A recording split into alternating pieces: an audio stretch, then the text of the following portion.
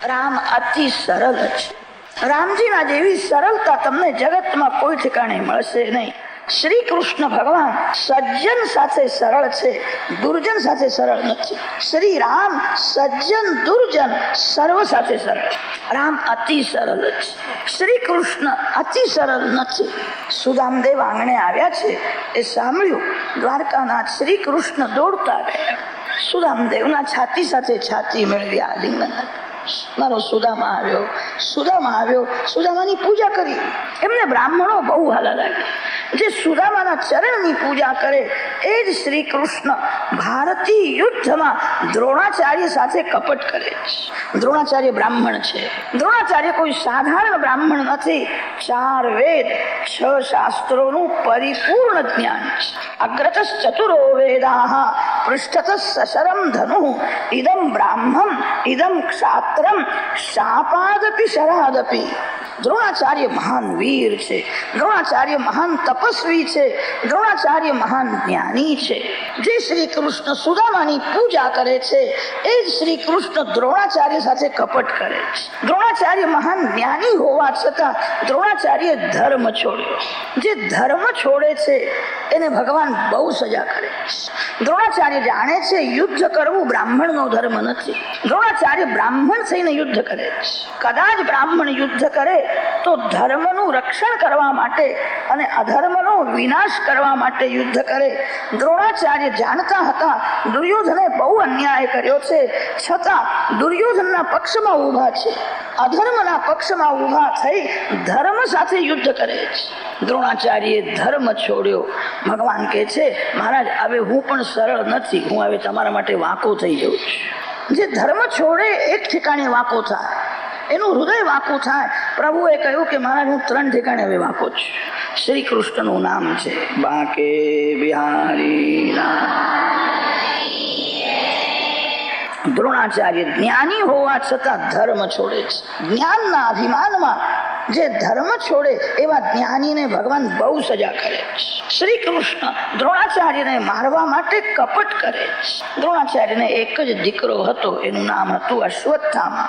ભીમસેને અશ્વત્થામા નામનો હાથી માર્યો. ત્યારે ભગવાને દ્રોણાચાર્યને કહ્યું મહારાજ તમે લડો છો પણ અશ્વત્થામા તો મરી ગયો. દ્રોણાચાર્યને દુઃખ થયું. એક જ દીકરો અને મરી ગયો હોય તો મારે હવે લડવાની શી જરૂર. દ્રોણાચાર્યને થોડી શંકા તો થઈ, આ શ્રી કૃષ્ણ કદાચ જુઠ્ઠું પણ બોલતા હશે. આ તો ઈશ્વર છે. શાસ્ત્રની મર્યાદા જીવ માટે છે, ઈશ્વર માટે નથી. મનુષ્ય અધિકારત્વાત શાસ્ત્રસ્ય. શ્રી કૃષ્ણ પરમાત્મા છે, કદાચ જુઠ્ઠું બોલતા હશે. એ જુઠ્ઠું બોલે તો એમને કોણ સજા કરે. દ્રોણાચાર્યએ નિશ્ચય કર્યો ધર્મરાજા મને એમ કે અશ્વત્થામા મર્યો છે, ધર્મરાજ ગમે તે થાય જુઠ્ઠું નહીં બોલો. ધર્મરાજ મને કહેશે તો ધનુષ બાણ ફેંકી દઈશ, પ્રાણનો ત્યાગ કરીશ. દ્રોણાચાર્ય ધર્મરાજાને પૂછવા જાય.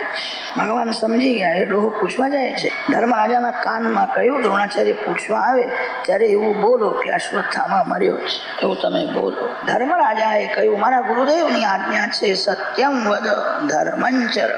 ગમે તે થાય હું જુઠ્ઠું નહીં બોલું.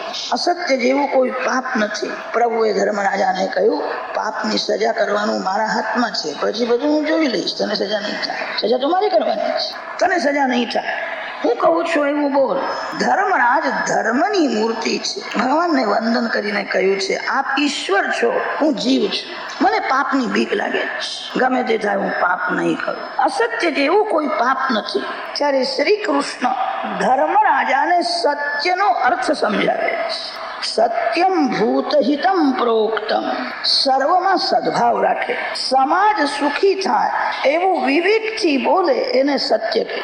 દુર્યોધનના રાજમાં પ્રજા દુઃખી છે. દુર્યોધનનું રાજ અધર્મનું રાજ છે. શ્રી કૃષ્ણ કપટ તો કરે છે, સમાજને સુખી કરવા માટે કપટ કરે. શ્રી કૃષ્ણને કોઈ સ્વાર્થ નથી. દુર્યોધનનો વિનાશ થાય અને ધર્મરાજ્યની સ્થાપના થાય. દુર્યોધનના રાજમાં દેશ દુઃખી છે. દેશને સમાજને સુખી કરવા માટે શ્રી કૃષ્ણ કપટ કરે છે. સત્યનો અર્થ સમજાવ્યો સર્વમાં સદભાવ રાખવાનો અને સમાજ સુખી થાય એવું બોલવાનું. એ જ સત્ય છે. ધર્મરાજાએ પૂછ્યું છે, આપે મને કહ્યું સર્વમાં સદભાવ રાખવાનો. સર્વમાં દ્રોણાચાર્ય આવ્યા કે નહીં? દ્રોણાચાર્યમાં સદભાવ રહેતો નથી. વૃદ્ધ બ્રાહ્મણ છે, હું એને કહીશ અશ્વત્થામા મર્યો છે તો એને બહુ દુઃખ થશે, પ્રાણ છોડશે. આપે મને કહ્યું સર્વમાં સદભાવ રાખવાનો. સર્વમાં દ્રોણાચાર્ય પણ આવ્યા, દ્રોણાચાર્યમાં સદભાવ રહેતો નથી, મને પાપ લાગશે. શ્રી કૃષ્ણ સમજાવે છે, અરે દ્રોણાચાર્યમાં હું સદભાવ રાખું છું. દ્રોણાચાર્ય તપસ્વી છે, જ્ઞાની છે, પાપ કરે છે, એમનું પાપ વધે છે. એ જ્યારે સાંભળશે અશ્વત્થામા મર્યો છે ત્યારે યુદ્ધ છોડશે. યુદ્ધ છોડશે એનો અર્થ એ છે પાપ છોડશે. એમનું પાપ વધે છે અને એવી રીતે પાપ બહુ વધી જાય તો પરિણામમાં બહુ દુઃખી થશે. આજે એમને થોડું દુઃખ થશે, એ પાપ છોડીને સુખી થશે. દ્રોણાચાર્યમાં હું સદભાવ રાખું છું. બ્રાહ્મણ છે, તપસ્વી છે, જ્ઞાની છે, આવેશમાં આવી ગયા છે, બધું જાણે છે. દુર્યોધને બહુ અન્યાય કર્યો છે, છતાં દુર્યોધનના પક્ષમાં ઊભા છે. એમનું પાપ વધે છે, એ યુદ્ધ છોડશે તો એમનું પાપ છૂટી જશે. એવી રીતે યુદ્ધ કરે તો એમનું પાપ બહુ વધી જશે અને પાપ બહુ વધી જાય તો પરિણામમાં બહુ દુઃખી થશે. દ્રોણાચાર્યમાં હું સદભાવ રાખું છું. ધર્મરાજાને સમજાવ્યા છે. ધર્મરાજ વિચાર કરે છે કે આ ખરું કે છે, એમનું પાપ વધે છે, એ યુદ્ધ છોડશે તો પાપ છૂટી જશે. દ્રોણાચાર્ય પૂછવા આવે છે ત્યારે ધર્મરાજાએ કહ્યું છે અશ્વત્થામા હતા, અશ્વત્થામા મર્યો છે. પણ ધર્મરાજાને શંકા થઈ, મને પાપ તો નહીં લાગે ને. પાછળથી ધીરે રહીને બોલ્યા છે નરોવા કુંજરો. પણ તે સમયે શ્રી કૃષ્ણ પાંચજન્ય શંખ વગાડે છે. તે શંખનાદમાં ડોહાએ નરોવા કુંજરો સાંભળ્યું જ નહીં, અશ્વત્થામા હતા એટલું જ સાંભળ્યું. દ્રોણાચાર્ય પ્રાણ છોડે. શ્રી કૃષ્ણ દુર્યોધન સાથે સરળ નથી. દુર્યોધનને કપટ કરીને માર્યો છે. શ્રી કૃષ્ણની રાજનીતિ છે પાપીને કપટ કરીને પણ મારો. પાપી જીવશે તો વધારે પાપ કરશે. અતિ પાપીની હિંસા એ અહિંસા છે. અતિ પાપી જીવે તો ઘણાની હિંસા કરશે. દુર્યોધનને કપટ કરીને માર્યો છે, કર્ણને કપટ કરીને માર્યો છે. શ્રી કૃષ્ણની રાજનીતિ છે, રામચંદ્રજીની ધર્મનીતિ છે. શ્રી રામ રાવણ સાથે પણ સરળ છે, રાક્ષસો સાથે સરળ છે. વાલ્મીકી રામાયણના યુદ્ધ કાંડમાં કથા છે. રામ રાવણનું ભયંકર યુદ્ધ થયું છે. યુદ્ધમાં રાવણનો રથ છિન્ન ભિન્ન થયો, સારથી મરી ગયો, એનું બખ્તર ફાટી ગયું, રાવણ બહુ ઘાયલ થયો. ત્યારે રામચંદ્રજીએ રાવણને કહ્યું છે આજે તમે બહુ થાકી ગયા છો, ઘરમાં જઈને ભોજન કરો, આરામ કરો, આવતીકાલે જોઈશું. આરામ કરો, ભોજન કરો.